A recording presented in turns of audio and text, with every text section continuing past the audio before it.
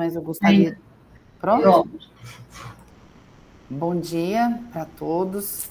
Hoje a gente teve um pequeno atraso por conta aí dessas questões técnicas, mas eu gostaria de introduzir o Dr. Elmer Heren, que é doutor e mestre em ginecologia e obstetrícia pelo Departamento de Ginecologia aqui da USP de Ribeirão, médico assistente do setor de cirurgia ginecológica, ultrassonografista e membro do Colégio Brasileiro de Radiologia e diretor clínico da Núcleos Medicina Diagnóstica aqui em Ribeirão Preto. Ele vai falar sobre ultrassonografia na avaliação do assoalho pélvico. Elmer, muito obrigada pelo convite e o microfone é seu. Gente, obrigado, bom dia a todos, obrigado pelo convite para falar sobre a aplicabilidade da ultrassonografia em uroginecologia. E podia passar a próxima. Então, vamos lá. Bom,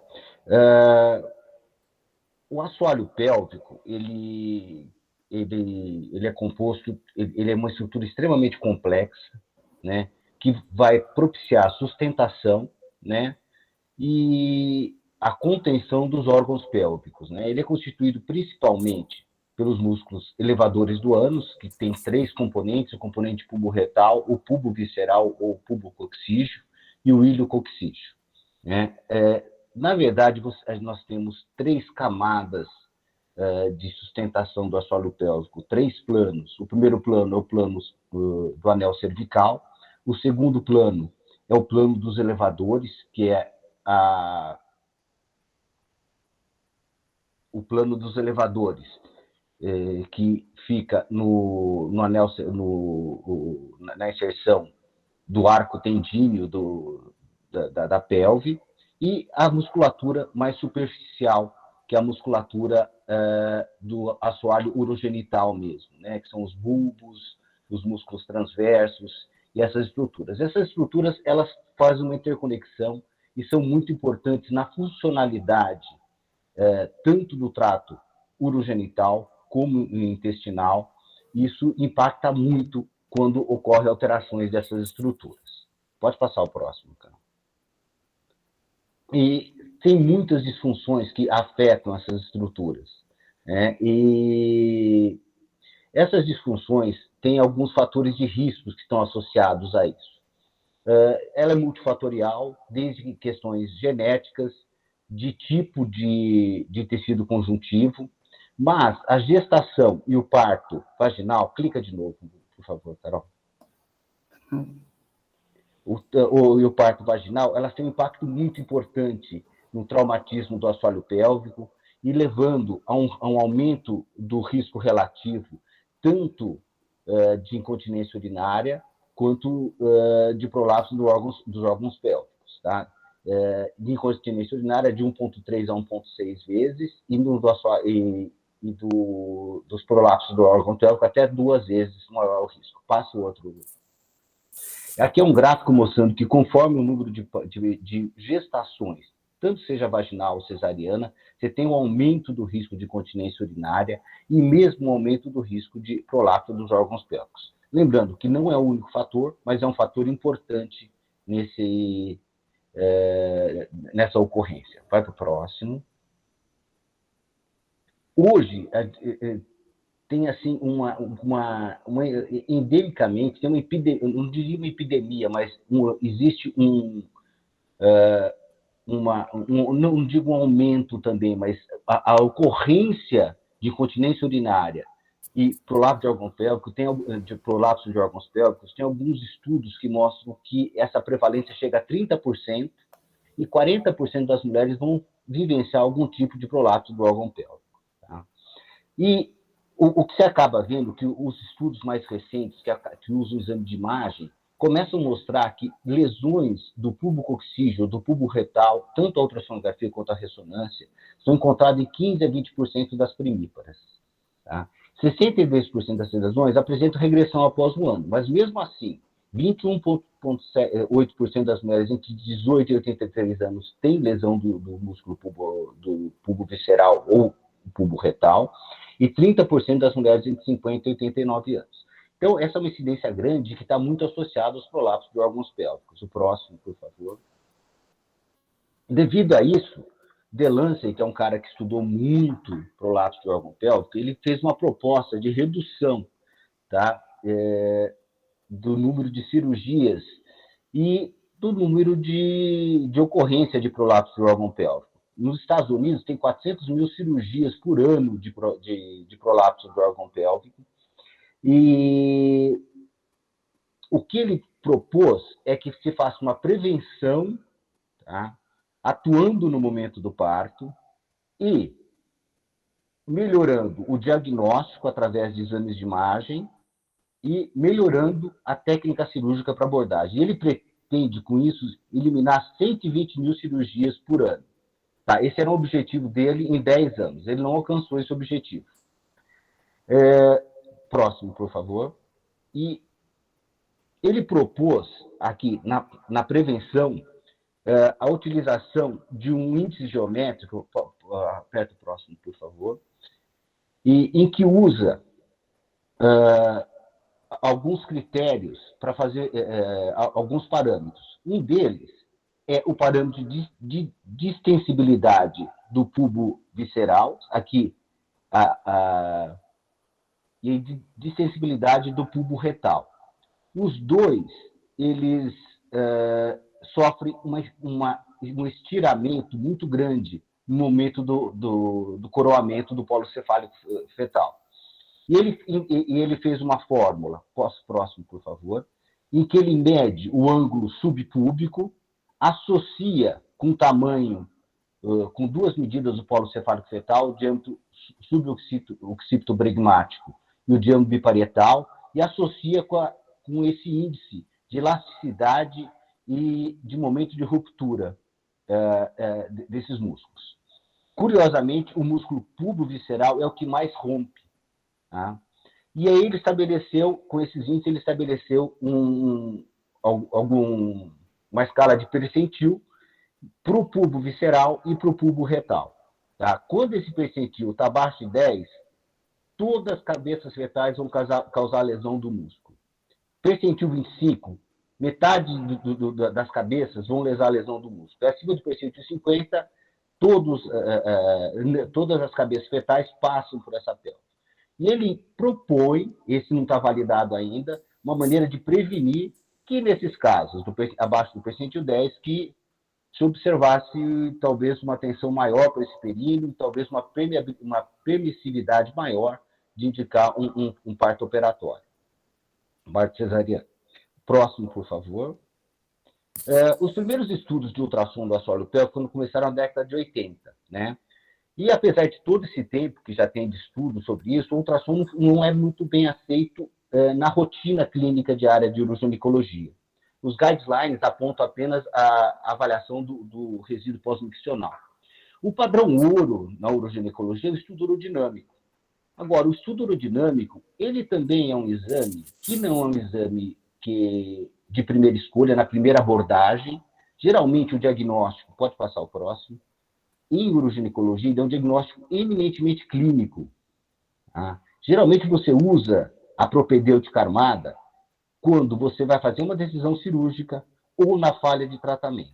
Só para vocês terem uma ideia, o estudo urodinâmico ele tem uma baixa reprodutibilidade, que é uma crítica que é feita ao ultrassom, mas o estudo urodinâmico também tem uma baixa reprodutibilidade.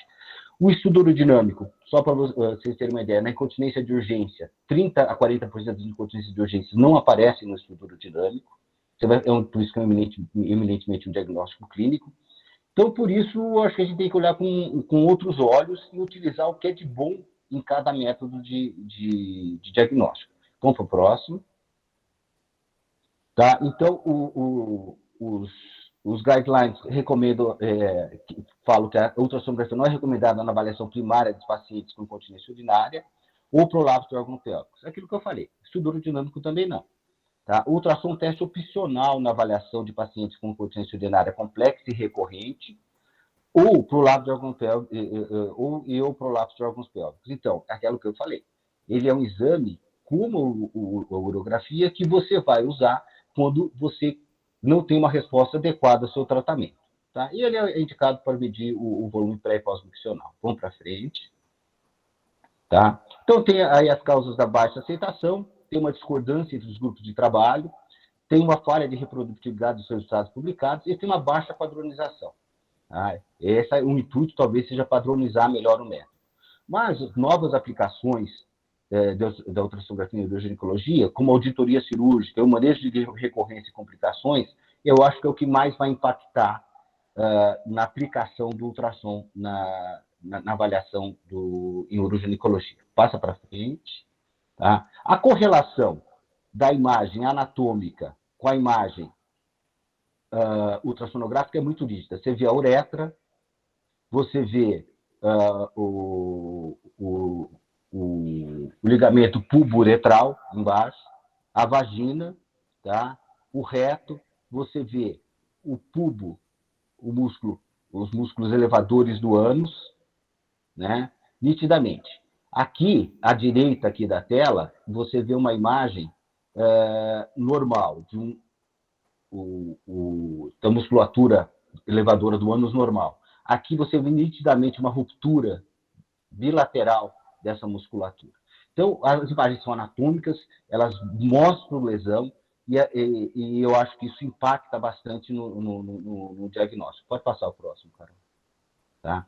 A metodologia é fácil, de baixo custo. Você pode fazer um ultrassom transperineal, tanto com uma sonda vaginal, com uma sonda linear, convexa, ou com ultrassom tridimensional, uma sonda tridimensional, seja ela endovaginal, seja ela convexa.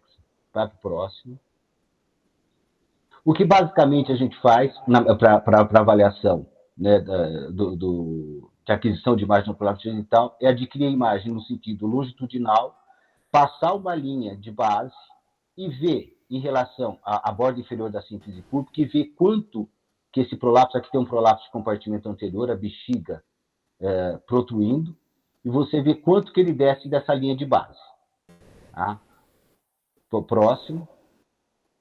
E na incontinência urinária, você vai fazer um exame ativo, em que você divide a tela em duas partes. Da parte da esquerda, você deixa a imagem em repouso, e na parte da direita, você faz a manobra de Valsalva. Com isso, você vai ter aqui o descenso da bexiga, formando o prolapso. Você vê que a uretra ela acaba fazendo uma rotação, e o que a gente faz é medir 3 parâmetros. A descida do colo vesical, quanto que esse colo vesical desceu, quanto que mudou o ângulo retrovesical posterior, que é aqui na segunda imagem, e na terceira imagem a gente vê o ângulo de rotação uretral. Tá? Todos isso, pode passar para frente, eles vão nos dizer parâmetros. Desculpa, só um outro detalhe que eu acabei não falando lá.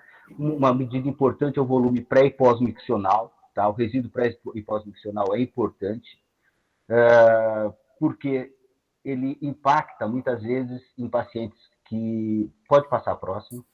Né? E ela tem indicação em pacientes que têm uma suspeita de obstrução intravesical e pacientes que têm sensação de esvaziamento incompleto.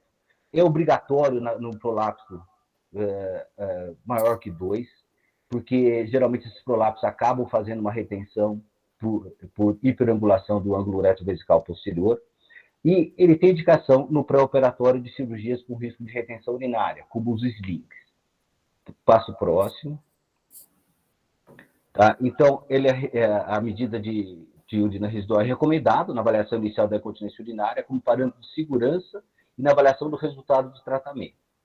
Tá? E principalmente de complicações, né? Pacientes que submetidas a sling, muitas vezes fazem retenção e precisa desse tipo de avaliação. A recomendação é feita para ser realizada com ultrassom em tempo real ou com cateterismo em out, é uma outra opção. Vamos para o próximo. Outro parâmetro que é utilizado para se ver é que a gente vai usar aqueles 3 parâmetros que nós falamos: a mobilidade do colo vesical, o ângulo retrovesical posterior e a rotação uretral, é para ver a mobilidade uretral. Tá? Nós temos 2 tipos de incontinência urinária por hipermobilidade, incontinência urinária de esforço por hipermobilidade, e a incontinência urinária de esforço por fatores intrínsecos. Então, a hipermobilidade, você consegue ver a ultrassom, através antigamente se fazia o Q-tip test, você pode fazer a medida do ângulo de rotação uretral, clica mais uma vez, né? Só para aqui, ó, o parâmetro, clica mais uma, tá? Você vê aqui, o colo vesical está aqui, olha como o colo vesical desce e vai lá para baixo. Esse é o deslocamento uretral. Tá? Deslocamentos uretrais acima de 15 milímetros estão associados à incontinência urinária, tá? Apesar desses cutoffs serem não há um consenso assim muito grande, você tem cutoffs que variam de 20, 25, 30 milímetros, tá? Mas em mulheres jovens, nulíparas, esse parâmetro ficou em torno de, a média foi de 17,3 milímetros. Mobilidades no pós-operatório, desligue, abaixo de 10 milímetros, está associada à retenção e risco de falhas de tratamento com o sling. Vamos para frente. Mais um. Tá, mais um. Esse estudo aqui mais um. Esse estudo, ele usou um parâmetro de ângulo uretrovesical posterior maior que 120 graus e um descenso da bexiga maior que 15 milímetros, encontrou uma sensibilidade para descendência, para o descenso do colo vesical de 96% e uma especificidade de 85%. Então, esses estudos são variáveis, mas tem estudos que mostram resultados muito bons. Vou para frente. Outro parâmetro que pode ser usado é o perfil uretral, que você usa 6 pontos da uretra e você vê o deslocamento da uretra. Além de permitir um estudo funcional da movimentação da uretra no esforço, ele permite você falar se essa paciente vai ter ou não incontinência urinária, exatamente mostrando esse perfil. Quando esse perfil está alterado, ele se associa à incontinência urinária. E esse perfil, a mobilidade da uretra é muito maior nas pacientes que já tiveram parto vaginal, como mostra esse estudo aqui. Vamos para frente. E na incontinência urinária de urgência, existem alguns parâmetros que o ultrassom pode ajudar, que é a espessura da parede vesical e do músculo detrusor. Tá? Essa espessura ela reflete uma hipertrofia da parede vesical devido às contrações na fase de enchimento, as contrações não inibidas na fase de enchimento. Então, é igual você fazer um exercício com o músculo, ele vai ficando espessado. Os valores de normalidade são de 5 milímetros para a parede vesical, de 2 milímetros até 2 milímetros para o detrusor. Nesse primeiro estudo dessa revisão sistemática de Latta, de 2010, ele encontrou uma sensibilidade alta e uma boa especificidade para a espessura da parede vesical. Tá? Só que depois ele fez o estudo multicêntrico, que já não mostrou, em 2017, já fez o estudo multicêntrico, que não mostrou esse resultado tão promissor. Isso ocorre porque muitas vezes você tem a incontinência urinária de urgência e ainda essa manifestação do espessamento da parede vesical é uma manifestação normalmente mais tardia. A manifestação clínica ocorre muito antes. Vamos para frente, mas é um parâmetro que pode ser usado. Outro parâmetro que pode ser usado é o funil uretral. O funil uretral, quando ele ocorre no repouso, ele está associado como um sinal de denervação do esfíncter interno da bexiga. E o problema dele é que ele ocorre em 21% de pacientes nulíparas e normais. Então, ele tem que ser visto com parcimônia, ele não é um diagnóstico definitivo de incontinência urinária intrínseca, mas se tem que levar em conta. Muitas dessas pacientes apresentam um sintoma clínico que é muito importante, que a gente vê muito em pacientes no ambulatório, que é a sensação de esvaziamento incompleto. Devido a esse funil, ele fica urina nessa região e ela começa a apresentar uma sensação de esvaziamento incompleto. E muitas vezes você com isso, e você encontrando o fungo, você tratando com algumas medicações, você consegue melhorar essa sintomatologia. Então, há uma indicação de ver em algumas situações isso. Pode passar o próximo. Pode passar o próximo. Talvez aqui seja o diagnóstico mais importante, a aplicação mais importante do ultrassom, que é na auditoria pós-operatória, né? Na avaliação dessas pacientes que são submetidas. Aqui é um sling, bem posicionado, você vê que ele não está dobrado, nada. E essas pacientes, no pós-operatório, muitas vezes apresentam sintomas de retenção, e há uma grande dúvida de quando abordar essas pacientes que fazem retenção. O que se sabe hoje é que 10% dessas pacientes que fazem retenção no pós-operatório, elas vão realmente fazer uma retenção a longo prazo. E o problema é que quanto mais tempo você deixa esse sling aí, mais a fibrose e a cicatrização vão dificultar o tratamento desses 10% dessas pacientes. Isso é mais opinião de especialista, mas se você tem uma paciente com retenção e que você vê os parâmetros de avaliação do sling, tá? E eles não mostram nenhum sinal de como algumas alterações que eu vou mostrar aqui, você pode talvez aguardar. E nessas pacientes que têm essas alterações que eu vou citar aqui, você talvez aborde mais precocemente elas do que esperar muito tempo. Então, você conseguiria selecionar, talvez, essas pacientes, esses 10% que mereceriam uma abordagem mais precoce. Outra coisa importante é a falha do sling, no sentido de ele não funcionar como na contenção da incontinência urinária.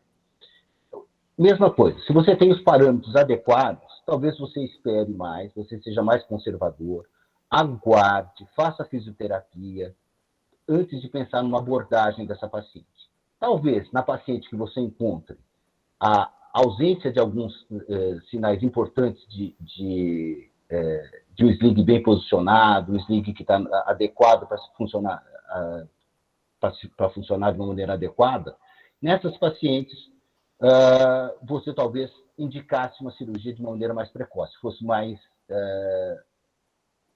atuante nessa paciente para indicar um sling, por exemplo, um sling de face. Então, a posição ideal do sling, aqui, primeiro que ele não esteja dobrado, né? A posição ideal do sling é em torno de 50 a 75, faça o próximo, por favor. Ele fica em torno de 50 a 75% do comprimento uretral. Aqui é o colo uretral, aqui é o osso uretral externo. Aqui é o sling. O ideal é que ele fique na uretra média, de 50% a 75%. Tem alguns estudos atualmente mostrando entre 40% e 80%, tá? Porque muitos pacientes, mesmo fora um pouco desse parâmetro de 50% a 75%, apresentam uma boa funcionalidade do sling. Tá? A distância uretral do sling do lume uretral, ela tem que ser mais de 3 milímetros. Quando ele está menor do que 3 milímetros, ele se associa à retenção no pós-operatório.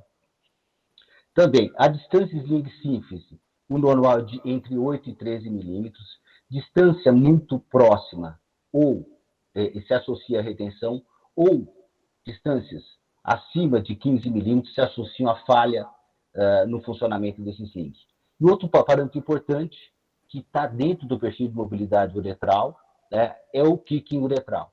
O kicking uretral é uma aproximação na hora que passo próximo, a hora que o sling, você faz, aqui o sling é um sling baixo, pode passar o próximo, tá? A hora que você faz, aqui a sínfise pública, a hora que você faz a valsalva, esse sling ele se aproxima, tá? A distância da sínfise para o sling fica menor na manobra de valsalva. Então, essa distância é que vai fazer o funcionamento do sling. Passa o próximo. E isso, é mais ou menos isso que o sling faz. E aqui, eu vou passar esse filminho, passa o próximo. Clica na imagem, vamos ver. Não está funcionando? Não tá. Tá. Olha lá. Olha o sling aqui. Olha como ele se aproxima e faz, ó, ele faz uma volta e se aproxima do pub. Esse é o quiquinho uretral. Se você não vê isso, esse é um sling que não, geralmente ele não funciona bem. Então, se você não encontra esses parâmetros, talvez você aborde essa paciente mais precocemente. Próximo. Tá? Aqui, só mostrando na tela da direita um parâmetro em repouso, né? Aqui à esquerda, desculpe, em repouso, com a medida do ângulo uretrovesical posterior, e você vê que uma bexiga dessa, só como esse ângulo ele abre, ele vai para quase 180 graus, mostrando uma hipermobilidade da bexiga. Clica na imagem de novo. Aqui. Essa daqui não tá como filme, não.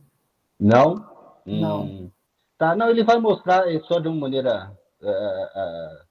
então, vamos para o próximo. Daí não... Abriu. Olha lá. Esse que a gente vê no exame. A bexiga descendo, o colo abrindo, tá? E você tendo uma hipermobilidade do colo vesical. O colo estava aqui em cima, ele foi lá para baixo. Vamos para o próximo. Tá. Outra coisa são as extrusões, as erosões da tela. Né? As extrusões ela é um diagnóstico fácil clinicamente. Você com o toque ou mesmo com a visualização no exame especular, você vê as extrusões. Mas erosões como essa, em que o sling entra para dentro do rabo do mini-esfíncter, tá? Aqui a uretra, olha o sling entrando para dentro do rabo do esfíncter, para dentro da luz uretral. Esse tipo de coisa você não vê no exame clínico. E o ultrassom vai te propiciar um diagnóstico disso. As extrusões também, extrusões às vezes muito altas, muito laterais à uretra, às vezes são difíceis de ver, apesar de você sentir com o dedo, e o ultrassom vê com muita facilidade. Vamos para o próximo. Outra coisa são os divertículos uretrais, os cistos, né, vaginais e periuretrais. Ele tem uma prevalência relativamente grande na mulher, de 6 até 10%, né, em mulheres sintomáticas, e os sintomas são sintomas urinários baixos, né, e a presença de massa uretral. E o que você acaba vendo é que essa imagem cística aqui é um pequeno divertículo de uretra, aqui nessa primeira imagem em cima, à direita. Não, em cima, do outro lado. Aqui, ó. É muito sutil. Aqui é a uretra, a bexiga. Eu não consigo te ajudar. Esse aqui, ó. Esse aqui que você estava em cima. Para cima, sobe. Aí, isso. Esse é um divertículozinho de uretra. Olha a comunicação, o colo do divertículo.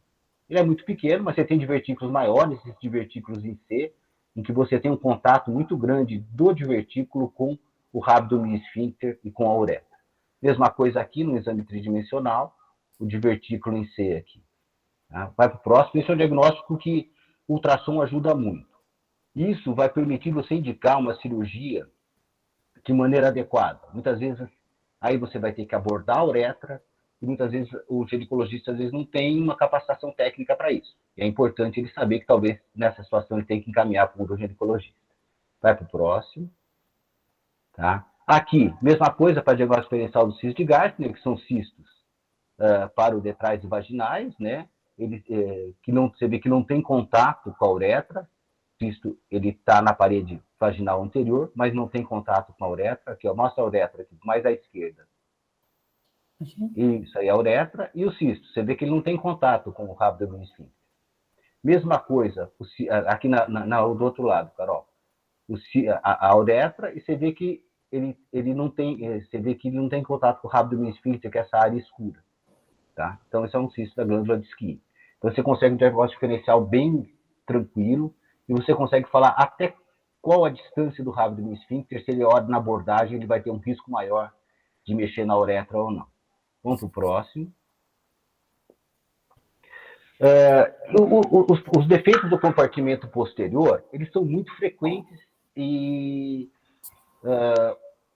o que o uroginecologista acaba olhando muito é o defeito do prolapso, né? E muitas vezes esquecendo do aspecto funcional do intestino, né?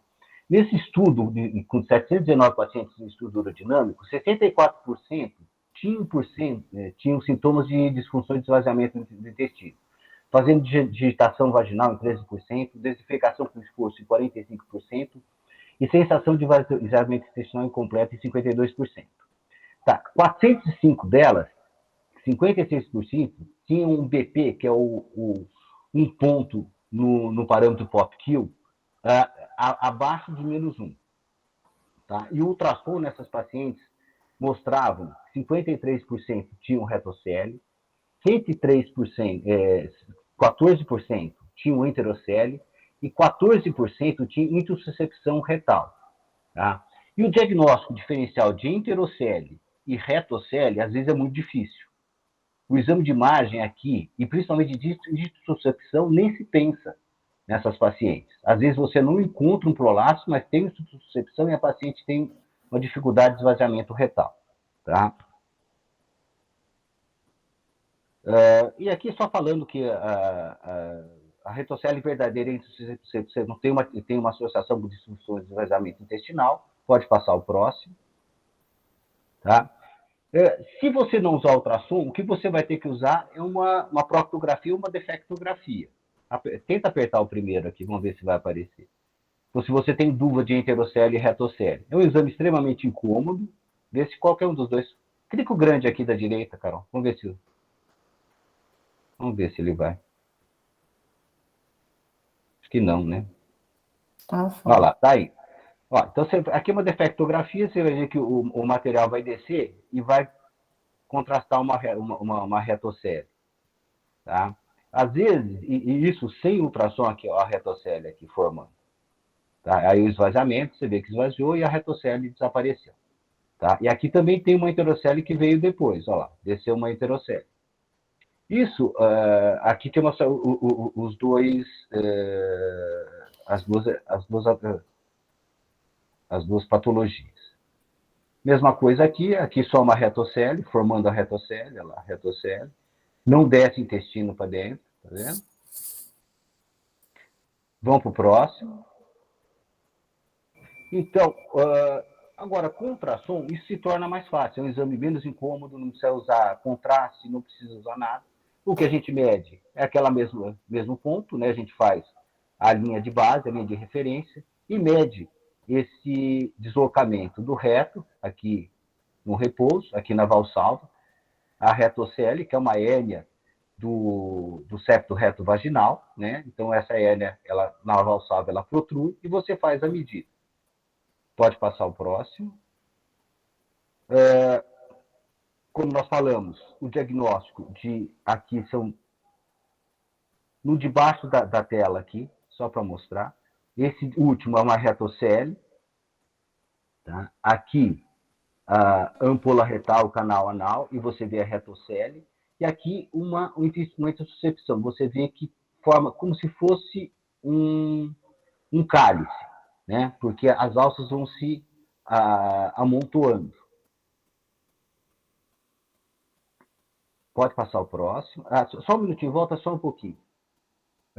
Tem uma boa correlação com os achados clínicos, principalmente com prolapso uterino, tem uma relação de 0,77, né? De 0,72 prolapso compartimento anterior e 0,53 prolapso compartimento posterior. Talvez essa correlação baixa com o compartimento posterior seja porque o diagnóstico clínico deixa de fazer alguns diagnósticos aí que são importantes. Outra coisa que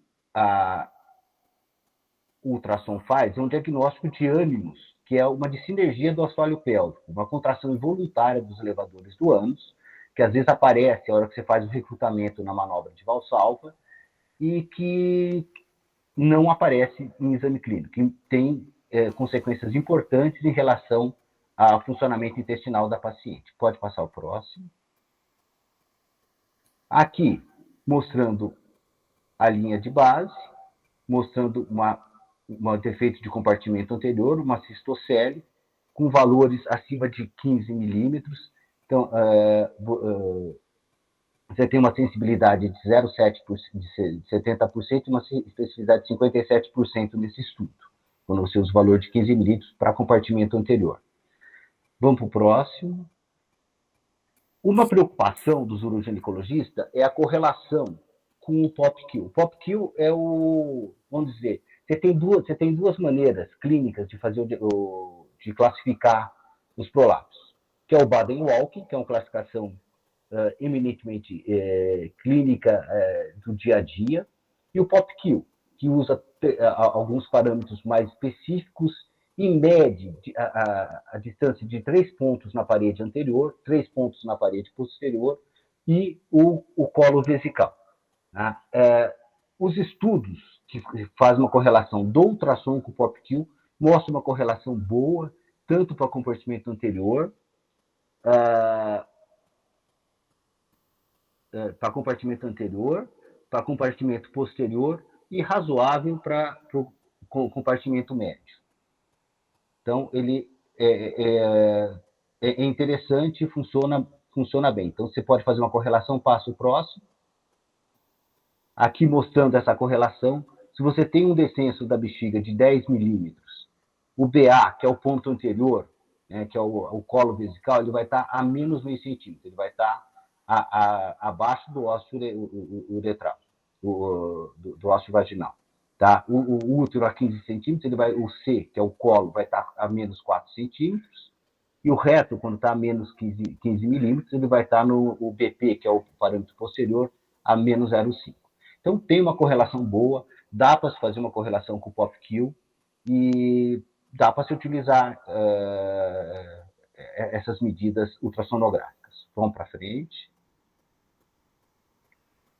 Clica aqui só para mostrar, tá? Aqui é um prolapso da bexiga, mostrando o descenso da bexiga na valsalva. E aqui, como a gente faz? Faz a valsalva e faz a medida desse descenso do colo vesical. Tá bom? O próximo, tá? Aqui uma retocele, só para mostrar a diferença. Olha lá, a retocele aqui tem uma sonda retal, a retocele aqui, tá? Tem uma hérnia da parede do septo reto vaginal, e aqui nós vamos ver uma enterocele, pode clicar no segundo. A enterocele, você vê que aqui, ó, o reto, a ampola retal fica parado, olha as alças intestinais descendo. É um diagnóstico muito fácil no ultrassom, e às vezes é uma dificuldade na clínica para fazer esse diagnóstico. Vamos para o próximo. Tá. Aqui um prolapso apical, só para vocês verem. Aqui é o colo, tá? Ele perde um pouquinho, mas você vai ver que aqui, ó, a bexiga já desceu, o compartimento anterior. E ó, o colo descendo, lá no introito vaginal, encostando no transdutor. E entosuscepção, que esse é um diagnóstico eminentemente por imagem. Você vê as alças intestinais impactando, aqui a ampola retal, ele forma como se fosse um cálice aqui. Ele vai impactando, está impactando e forma esse cálice. Essa é a intosuscepção. Isso é um diagnóstico de imagem. Clinicamente você não vê praticamente nada. Vai para o próximo. Outra coisa é a avaliação do hiato genital. Hoje estão começando a sair alguns estudos, eu estou até tentando conseguir uma menina para fazer um mestrado aí com esse estudo, na colocação do...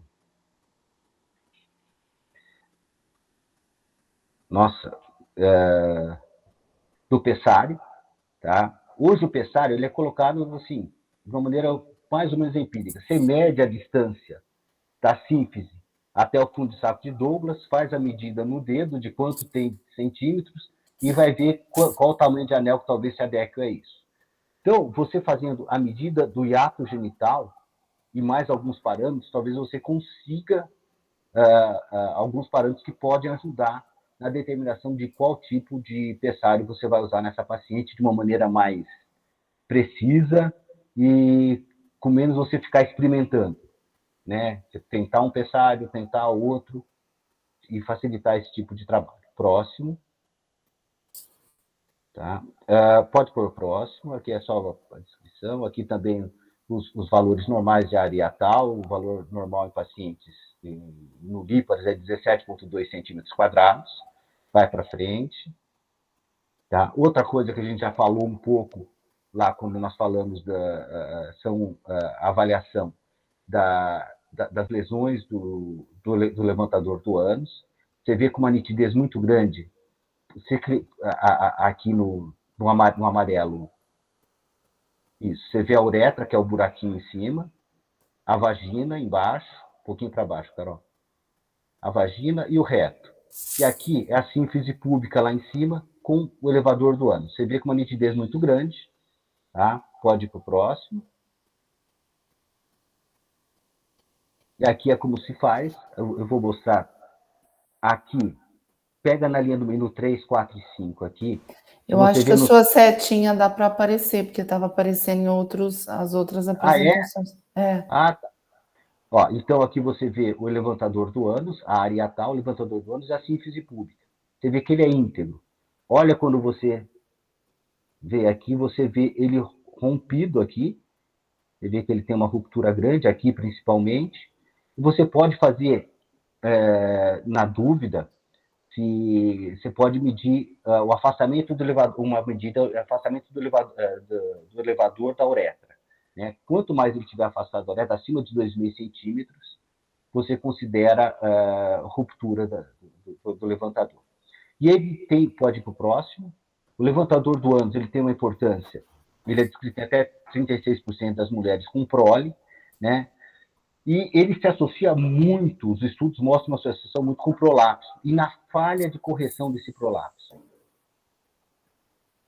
Então, a presença do levantador do ânus, de lesão do elevador do ânus, muitas vezes vai te indicar um cuidado maior na abordagem dessa paciente, como você faz as cirurgias específicas para a correção do prolapso. Vai para o próximo. Outra coisa é a incontinência fecal. Pode clicar mais uma vez. Né? A continência fecal está muito associada às lesões obstétricas do esfíncter anal.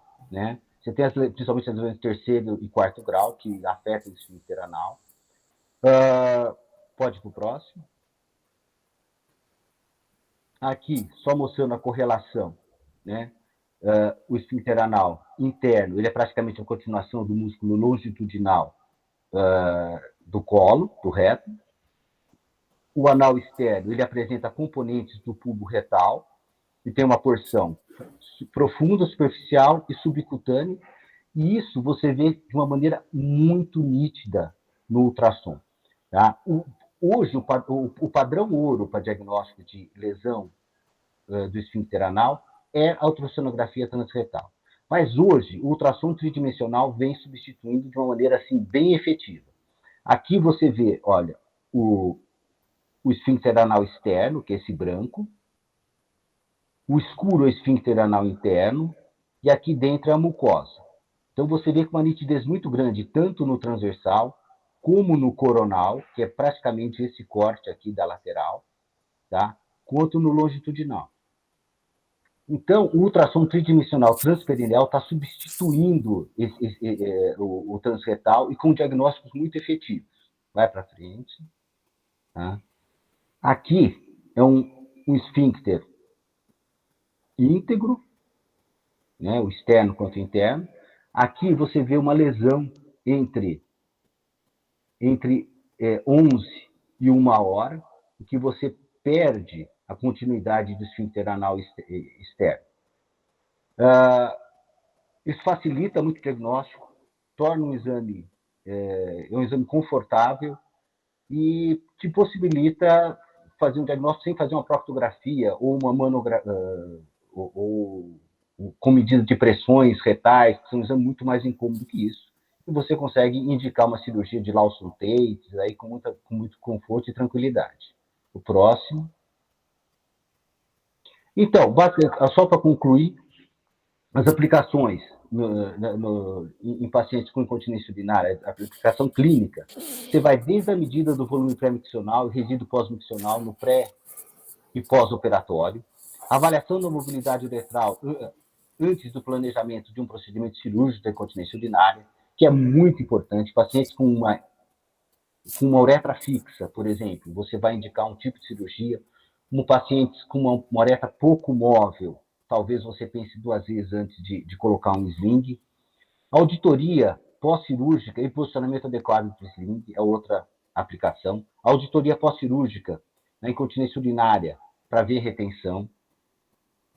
E a mensuração da parede da bexiga como um marcador de instabilidade detursora. Outra coisa é no prolapso, né?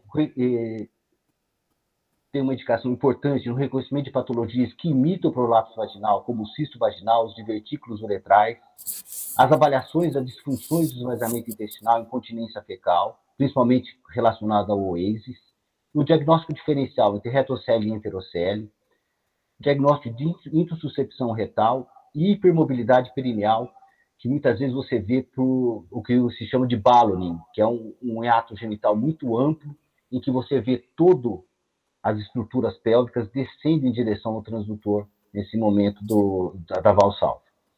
Outra coisa que tem aplicação é na avaliação do solo pélvico na fisioterapia. Tá? A fisioterapia você pode fazer pré e pós fisioterapia, quantificando a elevação do colo da bexiga e a diminuição da rotação da uretra após fisioterapia. E mesmo também você quantificar quanto que aumenta a espessura dos músculos após o treinamento. Isso está associado com o resultado que se consegue. Outra coisa que pode ser feito é volta só um pouquinho, monitorização da contração dos músculos pélvicos e deslocamento dos órgãos pélvicos, né, como mobilidade uretral, dimensão do hiato genital e o ângulo anorretal. Tudo isso na fisioterapia que favorece a quantificação dos resultados da fisioterapia. Eu acho que era isso. Só complementar que o ultrassom é muito amplo, tem muita coisa para se ver, falta muita coisa para se definir. Eu acho que tem até um campo de estudo muito amplo aí, além da aplicabilidade clínica, que é interessante. Eu acho que é isso. Bom, gente. Desculpa o atraso aí, mas... Bom, obrigada, Elmer.